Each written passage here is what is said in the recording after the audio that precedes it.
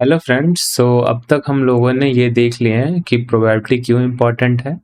Probability का definition देख लिया है। प्रोबेबिलिटी का डेफिनेशन समझने के लिए हमें अनसर्टेनिटी और हाउ लाइकली समझना था वो हम देख चुके हैं। इवेंट समझना था वो भी हम समझ चुके हैं। ठीक है, तो अभी जो हमने इवेंट पढ़ा है वो इंट्यूटिवली देखा है। ठीक है, आगे हम उसको मैथमेटिकली करने वाले हैं। जब हम सेट थोड़ा सा मैं सेट आप लोगों को पढ़ा दूंगा। Then after we will study again event.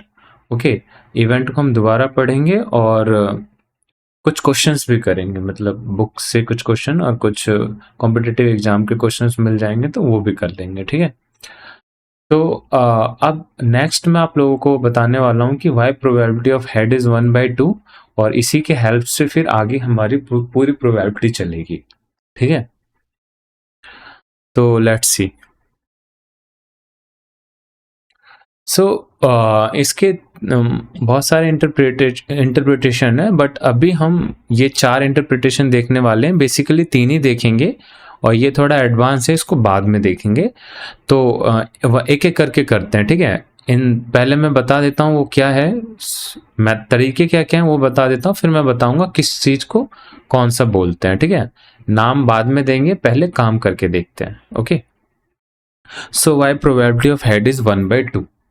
तो प्रोबेबिलिटी ऑफ हेड जो है वो 1/2 क्यों है, इसका आंसर आप लोग ही दोगे। बस मैं आप लोग को थोड़ा सोचने का नजरिया थोड़ा चेंज करना चाहता हूँ। ठीक है, क्या पता आप में से कुछ लोगों को पता भी हो, बट देखते हैं, अभी करते हैं। ठीक है, तो यदि मैं आप लोग को बोलूं कि हमारे पास एक कॉइन है, ठीक है, और यदि मैं कॉइन को टॉस करता हूं तो कितना परसेंट चांस है कि हेड आएगा और कितना परसेंट चांस है कि टेल आएगा, आप लोग मुझे बताओ। क्या दोनों के आने के चांसेस बराबर हैं या नहीं? जितना चांस हेड आने का है उतना ही चांस क्या है टेल आने का है ना।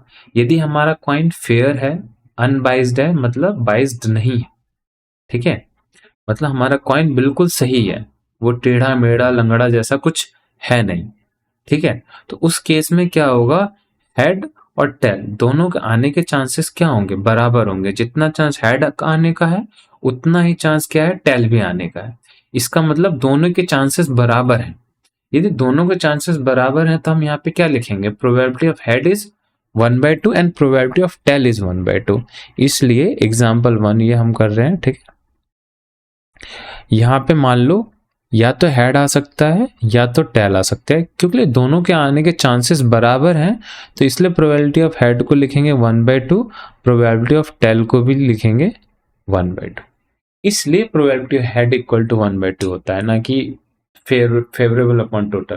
फेवरेबल अपॉन टोटल इसलिए यहीं से आया है। ठीक है, वो भी सही है बट वो फॉर्मूला है, तो इंट्यूटिवली पहले हमें समझना चाहिए। ठीक है, देन फॉर्मूले पे जाना चाहिए। तो अभी यहाँ पे समझ में आ गया आप लोग को। Okay, so now next example करते हैं। एग्जांपल 2। ओके, सपोज दैट हमारे पास एक डाई है 3 फेस वाला। ओके, इस तरीके से 3 फेस वाला डाई है और ये डाई ऐसा है कि तीनों फेस आने के चांसेस बराबर है। जब इस डाई को हम रोल करेंगे तो तीनों में से कोई सा भी फेस आ सकता है और तीनों के चांसेस बराबर है। जैसे कॉइन में था ना, या तो हेड या तो टेल, दोनों के आने के चांसेस बराबर थे। यहाँ पे तीनों तीनों फेस, यहाँ पे 3 में से कोई सा भी फेस आ सकता है। नीचे वाले को अभी हम इग्नोर कर रहे हैं, सिर्फ ये ऊपर का देख रहे हैं, ऊपर का 3 फेस। ठीक है, यदि ऊपर का तीनों का फेस आने के चांसेस बराबर है, मतलब यहाँ पे आउटपुट, अभी फिलहाल आउटपुट क्या क्या है इस डाई के हिसाब से, या तो 1 आएगा या तो 2 आएगा या तो 3 आएगा। यदि मैं इस डाई को रोल करता हूं तो या तो 1 या तो 2 या तो 3 आएगा। ठीक है, और तीनों के आने के चांसेस बराबर है, क्योंकि तीनों का आने के चांसेस बराबर हैं तो प्रोबेबिलिटी ऑफ 1 क्या हो जाएगा, 1/3। प्रोबेबिलिटी ऑफ 2 क्या हो जाएगा, 1/3। एंड प्रोबेबिलिटी ऑफ 3 क्या होगा, 1/3। ओके, यहां तक समझ में आ गया।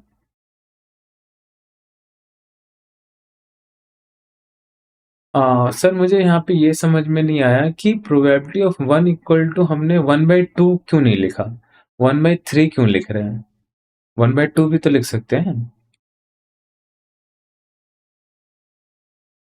अच्छा ठीक है, तो ये डाउट है, तो मैं अभी आप लोग को ये डाउट भी क्लियर कर देता हूँ, ठीक है? क्यों यहाँ पे 1/3 लिखे हैं, 1/2 क्यों नहीं लिखे हैं, है ना? ओके, देखते हैं, समझते हैं इसको। तो यहाँ पे देखो, एक एग्जांपल यहाँ पे लो। सपोज करो कि हमारे पास एक यहाँ पे एक चॉकलेट है, ठीक है? और यहाँ पे 3 लोग हैं, ठीक है? अब मैं आप लोग को कहूंगा कि ये एक चॉकलेट को इन तीनों को बराबर बराबर देना है, तो आप कितना दोगे? एक चॉकलेट को 3 लोगों में बांटना है, तीनों को बराबर देना है और चॉकलेट को खत्म कर देना है, ठीक है?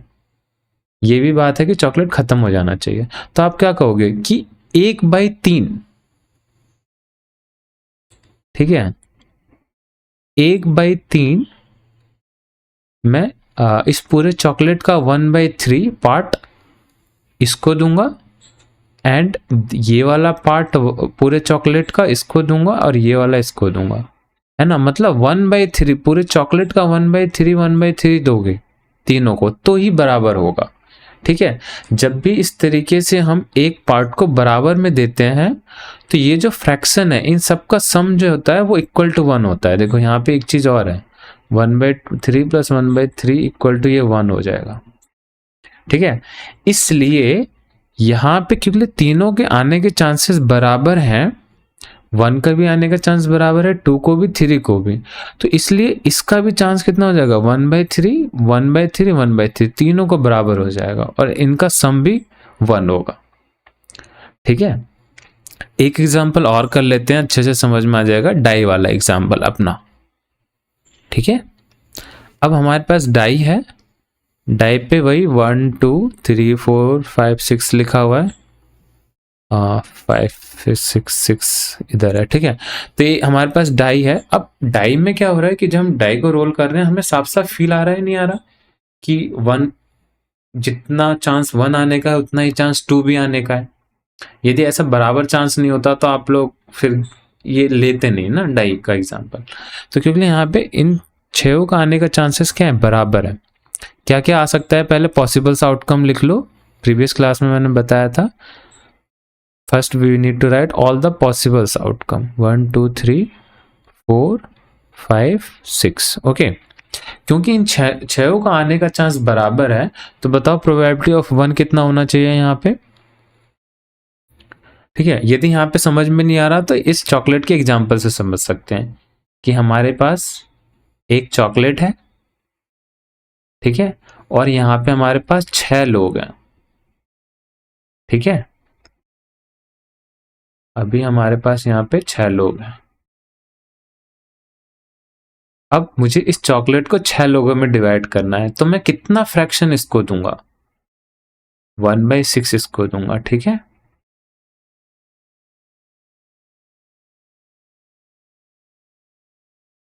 तो 1/6 फ्रैक्शन इसको जाएगा, 1/6 इसको, 1/6 इसको, 1/6 1/6 इसको, 1/6 इसको, ठीक है?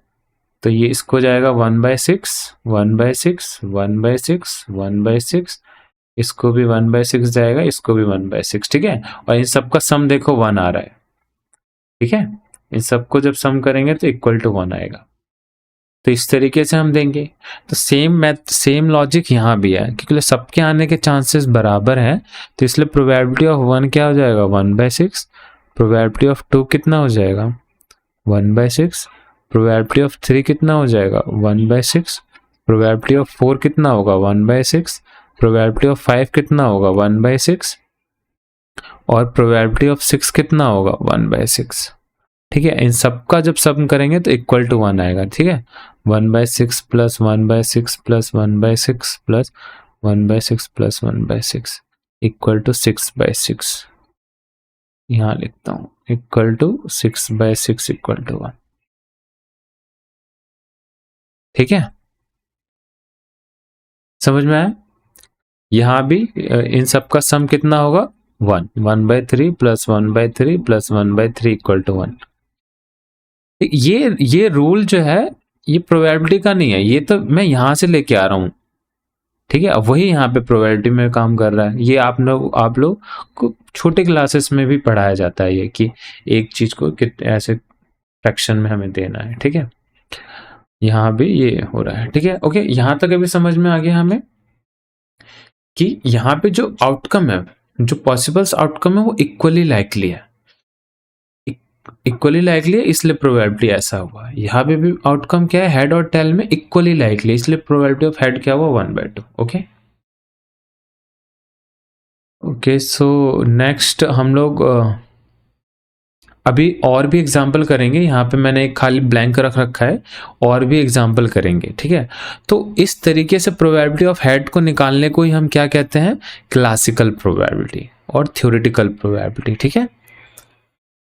तो अभी हमें समझ में आ गया क्लासिकल और थ्योरेटिकल प्रोबेबिलिटी। यहाँ पे क्या होता है, all the outcomes are equally likely, ठीक है, इक्वली लाइकली आउटकम्स, ठीक है। तो इतना एग्जाम्पल किया, अभी और भी एग्जाम्पल करेंगे, क्योंकि कुछ और इंपॉर्टेंट बातें मुझे इसमें आपको लोगों को बताना है, तो इसलिए यहाँ पे मैंने कुछ ब्लैंक रख रखा है, आके इसे करवाऊंगा। जब तक थोड़ा और मेथड देख लेते हैं, why probability of head is 1/2। Okay, ये कुछ एग्जाम्पल है, आप नोट डाउन कर सकते हो, ये वही है जो मैंने बताया, बस यहाँ पे लिखे हुए हैं। तो अब दूसरा मेथड है हमारा फ्रीक्वेंस्टिक और एम्पिरिकल प्रोबेबिलिटी। तो इसमें क्या करते हैं ये मैं समझाता हूँ एग्जाम्पल से। ओके, तो यहाँ पे हम वही एग्जाम्पल अपना लेते हैं, प्रोबेबिलिटी ऑफ हेड वाला। एग्जाम्पल 1 कि हेड जो है, why probability of head is 1/2। Okay, तो एक कॉइन है, कॉइन को टॉस करेंगे, या तो हेड आएगा या तो टेल आएगा। बट यहाँ पे हम थ्योरेटिकली नहीं जा रहे, लॉजिकली नहीं जा रहे, हमें करके देखना है, हम करके मानेंगे, ठीक है। तो इस केस में हम क्या करेंगे कि हम क्या करेंगे, एक्सपेरिमेंट करेंगे। यहाँ पे वी विल डू एक्सपेरिमेंट, मतलब कॉइन को पहली बार टॉस करेंगे और यहाँ पे नोट डाउन कर लेंगे क्या आ रहा है, फिर दोबारा टॉस करेंगे, नोट डाउन कर लेंगे, दोबारा टॉस करेंगे, नोट डाउन कर लेंगे, फिर से नोट डाउन कर लेंगे। इस तरीके से हम टॉस करेंगे और लिखते जाएंगे क्या आ रहा है। यहाँ पे है नंबर ऑफ टॉस, और यहाँ पे आ रहा है आउटकम, हम यहाँ पे लिख रहे हैं इस रो में आउटकम, और इस रो में हम ये लिख रहे हैं कितने कितने नंबर पे क्या आया। 7वें नंबर पे हमने जब टॉस किया तो मुझे हेड मिला, 8वें नंबर पे टॉस किया तो मुझे टेल मिला, ठीक है। इस तरीके से हम कितने बार करेंगे, लगभग जितना ज़्यादा कर सकें उतना बेटर है। बट मान लो कि हमने 1000 बार किया कॉइन को टॉस, अब इस कॉइन को टॉस किया 1000 बार, और यहाँ पे हम चेक करेंगे कि हेड कितने बार आया, ठीक है। तो यहाँ पे प्रोबेबिलिटी ऑफ हेड क्या हो जाएगा, कितने बार हेड आया, नंबर ऑफ हेड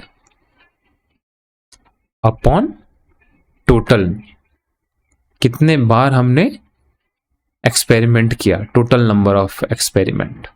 ओके, ठीक है।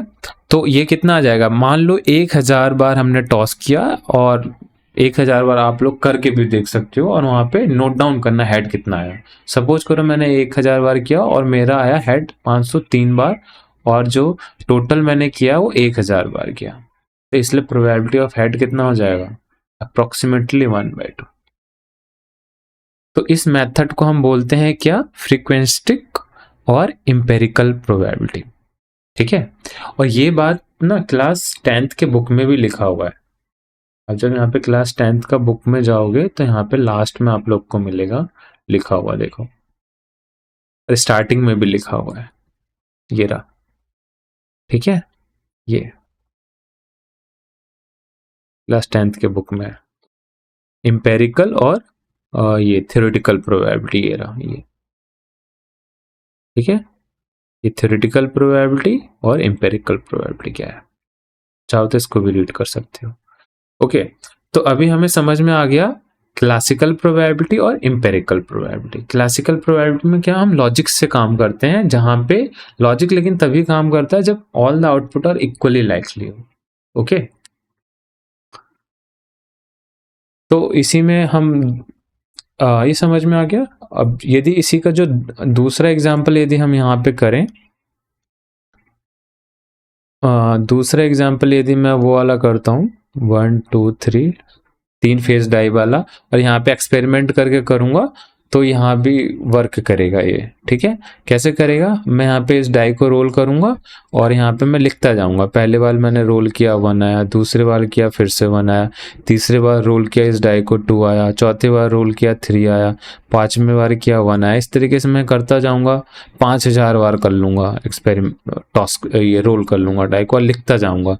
और फिर मुझे यहाँ पे प्रोबेबिलिटी ऑफ 1 निकालना होगा, तो मैं यहाँ पे क्या लिखूँगा, probability of 1 equal to number of times number of 1 comes upon total number, कितने बार हमने इसको किया एक्सपेरिमेंट। तो यहाँ पे मान लो कि ये कुछ इस तरीके से आ जाएगा। मान लो यहाँ पे मैंने इसको किया मान लो 6000 बार, ठीक है। तो यहाँ पे 6000 में से लगभग 1000 एक बार मेरा 1 आया। 1001 नहीं, यहाँ पे कितना हो जाएगा, ये 2002 बार ये आया, ठीक है। तो इस तरीके से अप्रोक्सीमेटली कितना हो जाएगा, 1/3 हो जाएगा probability of 1। Similarly probability of 2 हो जाएगा, ठीक है। कितने बार 2 आया वो अपॉन टोटल, ये भी अप्रोक्सीमेटली कितना आ जाएगा, 1/3। प्रोबेबिलिटी ऑफ 3 भी कितना हो जाएगा, अप्रोक्सीमेटली 1/3, ठीक है। आई होप आप लोगों को ये समझ में आ गया होगा अब तक क्लासिकल और एम्पिरिकल प्रोबेबिलिटी। तीसरा मेथड जो है ये एग्जाम्पल है एम्पिरिकल प्रोबेबिलिटी के, ठीक है। अब तीसरा जो मेथड है वो है एसेंबल प्रोबेबिलिटी। एसेंबल प्रोबेबिलिटी में हम क्या करते हैं कि अब probability of head equal to 1/2 है, क्यों है वही हम देख रहे हैं, बट तीसरे मेथड से। तीसरा मेथड ये कहता है कि हम फेयर कॉइन यहाँ पे हम एक ना लेके हम बहुत सारा फेयर कॉइन ले लेंगे और सबको एक बार टॉस करेंगे, ठीक है। जैसे मान लो हमारे पास जो फेयर कॉइन है, ठीक है, हेड या टेल आ सकता है, हेड आएगा या फिर टेल आएगा, ठीक है। तो इस केस में हम यहाँ पे क्या करेंगे कि एक कॉइन ना लेके ऐसे ऐसे बहुत सारे कॉइन ले लेंगे। सपोज 1000 कॉइन ले लेंगे, ऐसा 1000 कॉइन ले लेंगे और पूरे 1000 कॉइन को एक बार में टॉस करेंगे। एक बार में टॉस करेंगे और सबको नोट डाउन कर लेंगे कि पहले कॉइन पे हेड आया या फिर टेल, दूसरे कॉइन पे हेड आया या टेल, तीसरे कॉइन पे हेड आया या टेल। इस तरीके से नोट डाउन कर लेंगे, okay. We will note down all of this, okay. ये पूरा 1000 है। नोट डाउन करने के बाद अब हम यहाँ पे सेम वही लॉजिक लगाएंगे जो हमने प्रीवियस मेथड में लगाया था कि नंबर ऑफ हेड कितने बार आया और टोटल कितना कॉइन हमने यहाँ पे लिया, ओके। तो ये भी अप्रोक्सीमेटली इसी तरीके से आ जाएगा, 504 अपॉन 1000 अप्रोक्सीमेटली 1/2। यदि हेड इतना आया तो टेल कितना आया होगा, 4 कम 446 496, ओके। 4 इसमें आ जाएगा 500, ठीक है। तो ये हो जाएगा अप्रोक्सीमेटली 1/2। इस तरीके से ये तीसरा मेथड है, why probability of head is 1/2, okay. तो इसके कुछ एग्जांपल्स यहाँ पे लिखे हुए हैं वही, ठीक है, आप लोग को समझ में आ जाएगा। अब है बेजियन प्रोबेबिलिटी। बेजियन प्रोबेबिलिटी भी से हम निकाल सकते हैं why probability of head is 1/2, but Bayesian probability exact answer नहीं देता कि 1/2 होगा, ये एक रेंज में देगा। ये कहेगा कि जो प्रोबेबिलिटी ऑफ हेड है वो बिलोंग कर रहा है कहीं ना कहीं 1/2 का मतलब कितना हुआ, ये 0.5 ना। तो ये बेजियन प्रोबेबिलिटी कहेगा प्रोबेबिलिटी ऑफ हेड जो है वो बिलोंग कर रहा है कहीं 0.48 और 0.52 के बीच में और 51 के बीच में। ये इस तरीके से बताता है कुछ, ठीक है। तो इन बेजियन प्रोबेबिलिटी को समझना भी थोड़ा सा डिफिकल्ट हो जाएगा, ठीक है, क्योंकि यहाँ पे जो थीटा लिखा है मैंने, ये थीटा कुछ नहीं है। इस एग्जाम्पल के हिसाब से, कॉइन वाले एग्जाम्पल के हिसाब से थीटा ही क्या है, प्रोबेबिलिटी ऑफ एच है, ठीक है। थीटा ही क्या है, प्रोबेबिलिटी ऑफ एच है, ठीक है, जो कि एक रेंज में यहाँ पे आंसर आएगा, ठीक है।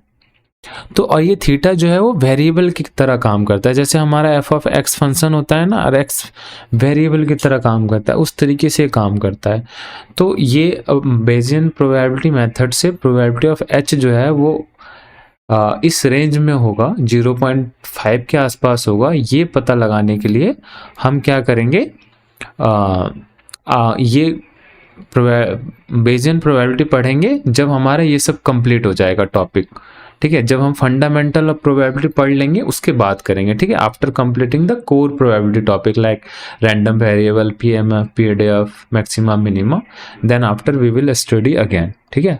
और ये पढ़ेंगे जरूर क्योंकि ये इंपॉर्टेंट है हमारे एमएल के लिए, ओके। मशीन लर्निंग एआई में बहुत ज़्यादा ये यूज़ होता है, ओके। सो अभी हमने देख लिया प्रोबेबिलिस्टिक एमएल, नहीं देखा है बट इसमें समझ लिया, मतलब थोड़ा सा मैंने बता दिया है कि इसमें है क्या चीज़ें, ठीक है, बट ये बाद में करेंगे। तो अभी हमें ये समझ में आ गया है, यहाँ पे उल्टा जा रहे हैं, इंसेम्बल प्रोबेबिलिटी समझ में आ गया। यहाँ पे एक कॉइन ना लेके बहुत सारा कॉइन लेंगे और फिर यहाँ पे हम प्रोबेबिलिटी ऑफ हेड और प्रोबेबिलिटी ऑफ टेल निकाल लेंगे इस तरीके से, ठीक है। और जो दूसरा तरीका था वो था हमारा फ्रीक्वेंस्टिक और एम्पिरिकल प्रोबेबिलिटी।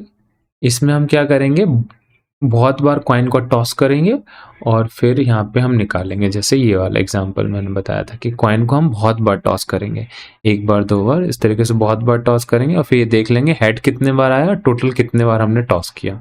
तो वहां से प्रोबेबिलिटी ऑफ हेड आ गया 1/2, ओके। तो अब हमारे पास यहाँ पे एक डाउट ये है कि हम कितने बार एक्सपेरिमेंट करें ताकि हमें प्रोबेबिलिटी ऑफ एच जो है वो 1/2 के जस्ट आसपास मिले, ठीक है। मतलब 0.501 ऐसा मिले प्रोबेबिलिटी ऑफ एच, ठीक है, जो कि अप्रोक्सीमेटली क्या है, 0.5 के इक्वल है ना। तो अब हमारा ये है कि कितने बार, मतलब कितने बार ट्रायल करें, क्योंकि देखो यदि सिर्फ 10 बार आप करते हो, मान लो कि आपने लिया एक कॉइन और टॉस करने लगे, आप सिर्फ 10 ही बार किए, तो जब सिर्फ 10 ही बार करोगे तो मे बी आपको 7/10 मिल जाए, है ना, जो कि बहुत दूर है, 0.5 से बहुत दूर है ना, अप्रोक्सीमेटली भी नहीं है, काफी दूर है। तो इसलिए हमें ये पता करना पड़ेगा, मे बी कभी कभी आपको 6/10 भी मिल जाए, ठीक है, मे बी कभी 5/10 मिल जाए, लेकिन बहुत कम चांस है ये, है ना। तो ये आना, मतलब कम एक्सपेरिमेंट करेंगे तो अप्रोक्सीमेटली 1/2 आना थोड़ा मुश्किल हो जाएगा। तो इसलिए एक थ्योरम है कि मिनिमम हम कितने बार, एक इनइक्वालिटी है, उससे हमें ये पता चलता है कि हम मिनिमम कितने बार एक्सपेरिमेंट करें ताकि हमें अप्रोक्सीमेटली 1/2 मिले, ठीक है। वहां पे आप साइलेंट डेल्टा करके डेफिनेशन है, बट अभी मोटा मोटा यही समझो कि मिनिमम कितना एक्सपेरिमेंट करें ताकि अप्रोक्सीमेटली 0.5 के पास मिले, ठीक है। तो उसको हम बोलते हैं चेबिस्की, उसको हम बोलते हैं कॉन्सेंट्रेशन इनइक्वालिटी, ठीक है। और ये इनइक्वालिटी कनेक्ट किससे है, मार्कोव इनइक्वालिटी, चेबिस्किव्स इनइक्वालिटी और चेरनॉफ हॉफडिंग इनइक्वालिटी। जब हमें ये तीनों आ जाएगा तब हम ये काम कर पाएंगे, ठीक है। तो जब मैं ये आप लोगों को पढ़ाऊंगा तब मैं आपको बताऊंगा कि हम मिनिमम कितना ट्रायल करें, ठीक है, टोटल नंबर ऑफ ट्रायल हम कितना करें ये पता चलेगा, ठीक है। अभी तो ऐसे रैंडमली मैंने बोल दिया 1000 बार करो, ठीक है। और इसमें एक चीज़ और है, वो है कि फ्रीक्वेंस्टिक प्रोबेबिलिटी में एक होता है MLE, मैक्सिमाइज लाइक्लीहुड एस्टिमेशन। सो ये भी हम बाद में कवर करेंगे जब हमारा प्रोबेबिलिटी काफ़ी अच्छे से आ जाएगा, बेसिक पूरा। और जो हमारा लास्ट में जो एक मेथड मैंने बताया था बेजियन वाला, बेजियन प्रोबेबिलिटी जो 4th मेथड था, उसमें हम एक मेथड और पढ़ेंगे, उसका नाम है MAP, ठीक है, मैक्सिमाइज ए पोस्टीरियर।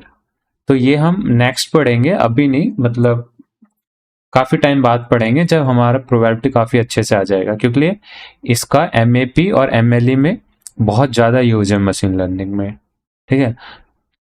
तो ये हो गया हमारा फ्रीक्वेंस्टिक प्रोबेबिलिटी, और कुछ कुछ चीज़ें रह गई, अभी मोटा मोटा मैंने समझा दिया। अभी जो समझाने का मेरा मोटिव था वो बस ये था, प्रोबेबिलिटी ऑफ H क्यों 1/2 है, इंट्यूटिवली मुझे समझाना था, मैं समझा चुका हूँ अभी, ठीक है। क्योंकि ये बहुत ज़्यादा इसमें मैथ आ जाता है तो अभी हार्ड होगा अभी के लिए।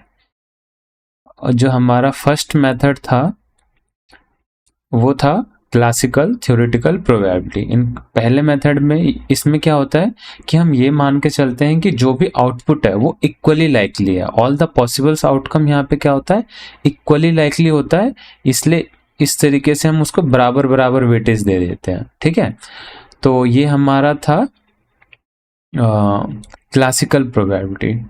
तो अभी मैंने क्लासिकल प्रोबेबिलिटी में कुछ एग्जाम्पल और करवाने के लिए यहाँ पे ब्लैंक रख रखा है, लेकिन अब मैं एग्जाम्पल नेक्स्ट वीडियो में बताऊंगा, नेक्स्ट में बताऊंगा, क्योंकि नेक्स्ट वीडियो में मैंने सोचा है कि आप लोगों को थोड़ा सा फ्रैक्शन पढ़ा दूं।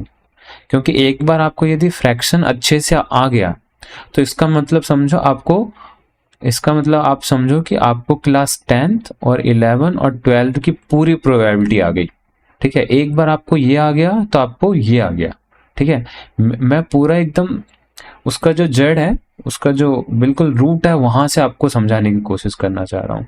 इसलिए एक क्लास में, एक वीडियो में इसके ऊपर लूंगा और उसके बाद पूरा 10th 11th 12th का करेंगे और उसके बाद वो प्रोबेबिलिटी करेंगे जो गेट डीए के लिए इम्पोर्टेंट है और प्रैक्टिकली भी इम्पॉर्टेंट है, बहुत जगह जो यूज होता है, ठीक है। मतलब बीटेक में जो प्रोबेबिलिटी पढ़ाई जाती है या फिर बीएससी में जो प्रोबेबिलिटी पढ़ाई जाती है उस लेवल का थोड़ा करेंगे, ठीक है। तो नेक्स्ट वीडियो में आपको फ्रैक्शन पढ़ाऊंगा और ये एनसीईआरटी बुक से पढ़ाऊंगा, कौन सा चैप्टर में यूज कर रहा हूँ ये सब मैं आपको नेक्स्ट वीडियो में बताऊंगा, कहाँ से पढ़ रहा हूँ। आपको मैं लिंक भी दे दूंगा उसका डिस्क्रिप्शन में, उस चैप्टर, उस पीडीएफ का।